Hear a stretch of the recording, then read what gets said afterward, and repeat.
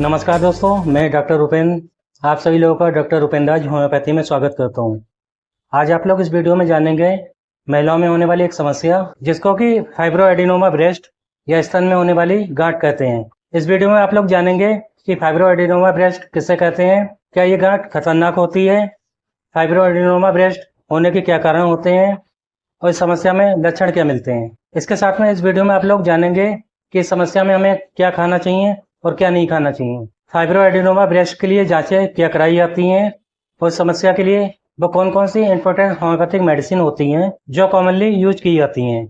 दोस्तों, वीडियो शुरू करने से पहले आप लोगों से रिक्वेस्ट है कि अगर वीडियो पसंद आए वीडियो को लाइक करके शेयर कर दीजिएगा और अगर आप लोगों ने चैनल को सब्सक्राइब नहीं किया है तो प्लीज़ चैनल को सब्सक्राइब करके बेल आइकन को जरूर प्रेस कर दीजिएगा। दोस्तों, सबसे पहले जान लेते हैं कि फाइब्रोएडिनोमा ब्रेस्ट किसे कहते हैं और क्या ये खतरनाक होता है। फाइब्रोएडिनोमा महिलाओं के स्तन में होने वाली सबसे कॉमन गांठ होती है। कई बार देखा गया है कि महिलाओं के रिप्रोडक्टिव एज में ब्रेस्ट के अंदर कुछ ग्रोथ होने लगती है और ये ग्रोथ फाइब्रस टिश्यू या ग्लैंडुलर टिश्यू से बनी होती है जो कि गांठ का रूप ले लेती है और ये गांठ फाइब्रोएडिनोमा ब्रेस्ट या आम बोलचाल में स्तन के अंदर गांठ होना कहलाता है।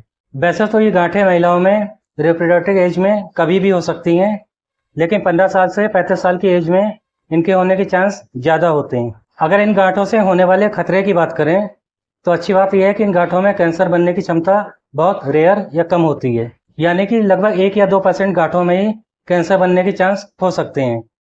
अधिकतर गांठें बेनाइन होती हैं, यानी कि नॉन कैंसरस होती हैं।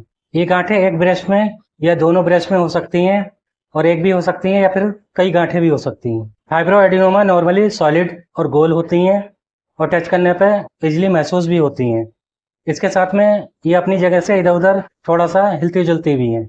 अगर इनके साइज की बात करें तो ये छोटी भी हो सकती हैं या बड़ी भी हो सकती हैं। कुछ केस में ये 2 या 3 सेंटीमीटर से कम या फिर 10 सेंटीमीटर तक भी बड़ी हो सकती है।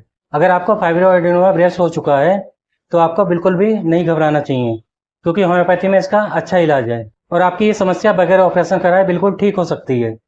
इसलिए परेशान ना हो और अपना ट्रीटमेंट किसी अच्छे होम्योपैथिक डॉक्टर से तुरंत शुरू करवा लें। दोस्तों, अब बात कर लेते हैं कि फाइब्रोएडिनोमा ब्रेस्ट होने के क्या कारण होते हैं।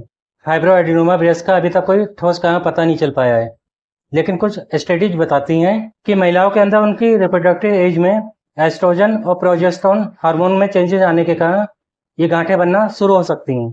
महिलाओं में प्रेगनेंसी के समय भी इन हार्मोन्स में चेंजेस आते हैं जिसके कारण ब्रेस्ट के अंदर गांठ बन सकती है। इसी कारण ये गांठ महिलाओं में उनकी रिप्रोडक्टिव एज में कभी भी बन सकती है। अगले रिस्क फैक्टर की बात करें तो फाइब्रोएडिनोमा आनुवंशिक भी होता है। जिन महिलाओं के परिवार में ये समस्या किसी को रह चुकी हो तो उन महिलाओं में इसके होने के चांस बढ़ सकते हैं। कभी कभी कुछ खराब लाइफस्टाइल के कारण या खान पान के कारण भी ये समस्या देखने को मिल सकती है। तो दोस्तों, ये कुछ रिस्क फैक्टर थे जिनके कारण फाइब्रोएडिनोमा की समस्या हो सकती है। दोस्तों, अब जान लेते हैं कि फाइब्रोएडिनोमा ब्रेस्ट के लक्षण क्या होते हैं। ये गांठ सॉलिड होती हैं और इन गांठों के मार्जिन स्मूथ होते हैं। इन गांठों के अगर साइज की बात करें तो ये छोटी से लेकर बड़ी हो सकती है। इनका साइज 2 सेंटीमीटर से लेकर 10 सेंटीमीटर तक हो सकता है। नॉर्मली फाइब्रोएडिनोमा में दर्द नहीं होता है, लेकिन कुछ केस में इनमें दर्द भी हो सकता है। ये गांठें टच करने पे अपनी जगह से इधर उधर मूव भी करती हैं। इन गांठों में कैंसर होने की संभावना ना के बराबर होती है। फाइब्रोएडिनोमा एक भी हो सकती है और एक से ज़्यादा भी हो सकती है। इसके साथ में ये एक ब्रेस्ट में या दोनों ब्रेस्ट में हो सकती है। कई बार देखा गया कि अगर इनका साइज बढ़ जाए तो पेनफुल भी होती है। इन गांठों में कुछ केस में मेंसेस के समय दर्द भी बढ़ सकता है। जब फाइब्रोएडिनोमा बड़ी हो जाती है तो इनके कारण ब्रेस्ट के शेप में कुछ चेंजेस भी देखने को मिल सकते हैं। कुछ केस में प्रेगनेंसी के समय फाइब्रोएडिनोमा का साइज बढ़ जाता है, जो कि हार्मोन्स में चेंजेस होने के कारण होता है।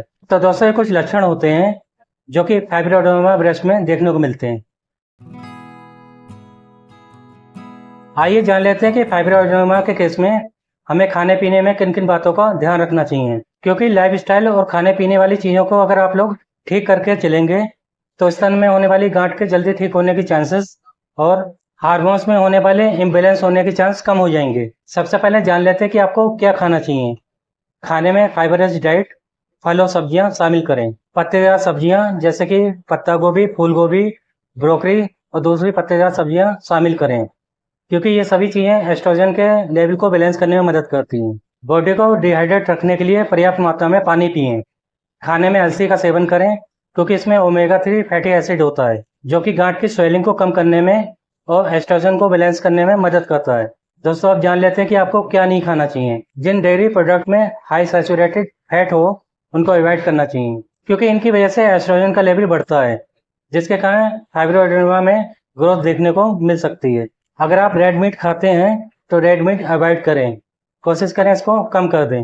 अगर आप कैफीन जैसे कि चाय, कॉफ़ी या चॉकलेट बहुत ज़्यादा लेते हैं तो उसको कम कर दें। अगर आप शराब पीते हैं तो उसको बिल्कुल बंद कर दें क्योंकि इसके कारण कई बार स्वेलिंग और एस्ट्रोजन हार्मोन्स का लेवल बढ़ता है। ज़्यादा ऑयली फैटी डाइट ना लें क्योंकि इसमें काफ़ी ज़्यादा मात्रा में अनहेल्दी फैट होता है जो कि सूजन को बढ़ाता है। इसके साथ में पैक्ड फूड और जंक फूड से बचें। अगर आपका वजन ज़्यादा है तो उसको कम करें। रोजाना एक्सरसाइज जरूर करें क्योंकि एक्सरसाइज करने से आपका वेट कम होगा और आप हेल्दी महसूस करेंगे। सोने और जागने और खाने और पीने की टाइमिंग को ठीक रखें। अगर आप ज़्यादा तनाव लेते हैं तो उसको कम करें। इसके लिए आप योगा कर सकते हैं क्योंकि सोने और जागने और खाने और पीने की टाइमिंग इसके साथ में ज़्यादा तनाव लेने के कारण आपके हार्मोन्स डिस्टर्ब होने के चांस बढ़ जाते हैं जिसके कारण आपकी फाइब्रोएडेनोमा की समस्या बढ़ सकती है। अगर आपको फाइब्रोएडेनोमा है तो समय समय पर अपने डॉक्टर से चेकअप जरूर करवाएं। जब आप अपने डॉक्टर के पास जाएंगी तो आपके डॉक्टर सबसे पहले आपका फिजिकल एग्जामिनेशन करेंगी जिससे उनको ये पता चलेगा कि आपके ब्रेस्ट में कोई लंप या गांठ तो नहीं है। इसके साथ में वो आपका यूएसजी ब्रेस्ट करवा सकती हैं और कई बार आपका मेमोग्राम भी करवाया जा सकता है। इन दोनों जांचों से पता चलता है कि ब्रेस्ट में जो गांठ है वो सॉलिड है या पानी से भरी हुई है। इसके साथ में गांठ का साइज, शेप और लोकेशन का पता चलता है। कभी कभी कुछ रेयर केस में आपके डॉक्टर जरूरत पड़ने पर बायोप्सी भी करवा सकते हैं। तो दोस्तों, ये कुछ जांचें होती हैं जो आपके डॉक्टर करवा सकते हैं। दोस्तों, फाइब्रोएडेनोमा ब्रेस्ट में कई बार देखा गया है कि पेशेंट काफ़ी घबरा जाते हैं कि उनके ब्रेस्ट में गांठ हो गई है।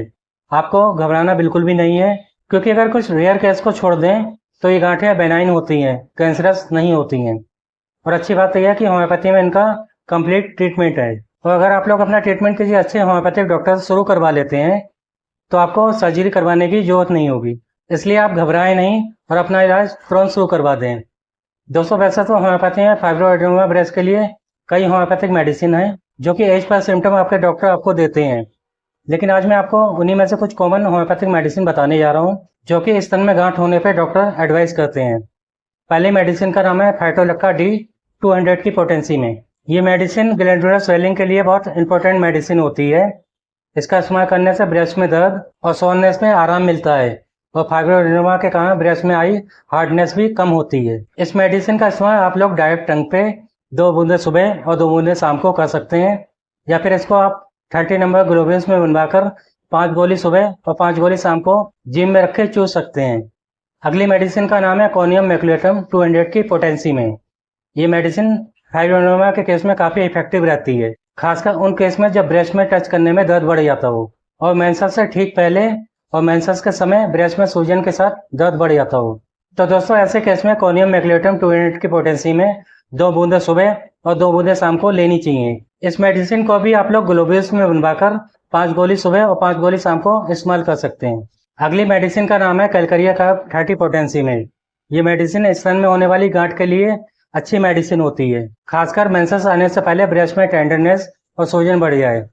कैलकारिया कार्ब 30 पोटेंसी में अगर आप लोग 30 नंबर ग्लोब्यूल्स में ले रहे हैं तो 5 गोली सुबह, 5 गोली दोपहर में और 5 गोली शाम को जिम में रखकर चूस के लें। और अगर आप लोग डाइल्यूशन में ले रहे हैं तो उसकी 2-2 बूंदे डायरेक्ट टंग पे दिन में 3 बार ले सकते हैं। अगली मेडिसिन का नाम है कैलकारिया फ्लोर 200 की पोटेंसी में।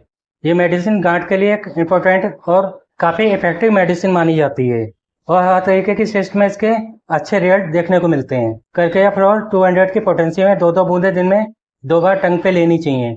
और अगर आप लोग इसको 30 नंबर ग्लोब्यूल्स में ले रहे हैं तो इसकी 5-5 गोली दिन में 2 बार जिम में रखकर चूस के लेनी चाहिए। दोस्तों, एक होम्योपैथिक मेडिसिन टिंचर जो कि फाइब्रोएडेनोमा ब्रेस्ट के केस में काफ़ी इफेक्टिव होता है, उसका नाम है स्क्रोफ्लोरिया नोडोसा क्यू। ये मदर टिंचर ब्रेस्ट में हुई गांठ को डिजोल्व करने में मदद करता है। इस मदर टिंचर की 10-10 बूंदे आधे कप पानी में मिलाकर दिन में 3 बार लेनी चाहिए। और कोशिश करें जब आप लोग इसको लें तो पेट खाली हो, और इसको लेने के बाद भी आपको आधे घंटे तक कुछ खाना पीना नहीं है। तो दोस्तों ये कुछ होम्योपैथिक मेडिसिन थी जो कि फाइब्रोइड एडिनोमा ब्रेस्ट में कॉमनली यूज की जाती हैं, लेकिन आपको सेल्फ मेडिकेशन नहीं करना है। अच्छा रहेगा कि आप अपने होम्योपैथिक डॉक्टर से परामर्श करके ही इन मेडिसिन का इस्तेमाल करें, क्योंकि कई बार इन मेडिसिन के साथ में वो आपको कुछ और भी मेडिसिन सजेस्ट कर सकते हैं। तो दोस्तों आज का टॉपिक फाइब्रोइड एडिनोमा ब्रेस्ट के ऊपर था। मैं उम्मीद करता हूँ कि आपको वीडियो पसंद आया होगा। अगर वीडियो पसंद आया हो तो वीडियो को लाइक करके शेयर करना मत भूलिएगा, जिससे कि ज़्यादा से ज़्यादा लोग इस समस्या को लेकर अवेयर हो सकें। अगर आप लोगों ने अभी तक चैनल को सब्सक्राइब नहीं किया है तो प्लीज़ चैनल को सब्सक्राइब करके बेल आइकन को जरूर प्रेस कर दीजिएगा। और आपकी अगर इस वीडियो से संबंधित या किसी और समस्या से संबंधित क्वेरी है तो कमेंट्स में लिखकर पूछ सकते हैं। तो मिलते हैं नेक्स्ट वीडियो के साथ में। नमस्कार दोस्तों।